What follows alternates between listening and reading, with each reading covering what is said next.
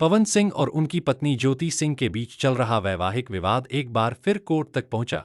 दोनों के बीच तलाक को लेकर मामला न्यायालय में विचाराधीन है और कई बार पेशी भी हो चुकी है, लेकिन अब तक किसी तरह की सहमति नहीं बन पाई है। बुधवार 11 फरवरी 2026 को ज्योति सिंह आरा सिविल कोर्ट स्थित कुटुंब न्यायालय पहुंची। हालांकि इस सुनवाई में पवन सिंह मौजूद नहीं थे।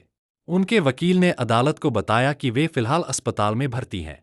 अदालत ने अगली सुनवाई की तारीख 24 फरवरी तय की है। सुनवाई के दौरान ज्योति सिंह ने न्यायाधीश के समक्ष अपनी बात रखी। उन्होंने साफ कहा कि वे तलाक की अर्जी से सहमत नहीं हैं और आगे भी इस मामले में कानूनी रूप से अपना पक्ष रखेंगी। उन्होंने यह भी कहा कि वह अपने पति के साथ ही रहना चाहती हैं।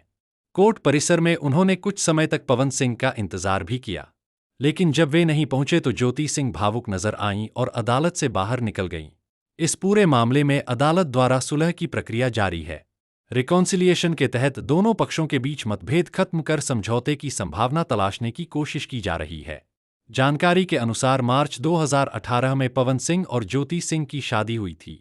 इसके बाद अक्टूबर 2021 में पवन सिंह ने तलाक की अर्जी दायर की।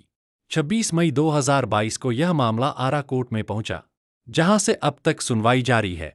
बुधवार की पेशी के दौरान ज्योति सिंह हरे रंग की साड़ी में अदालत पहुंची। उनकी मांग में सिंदूर भी दिखाई दिया।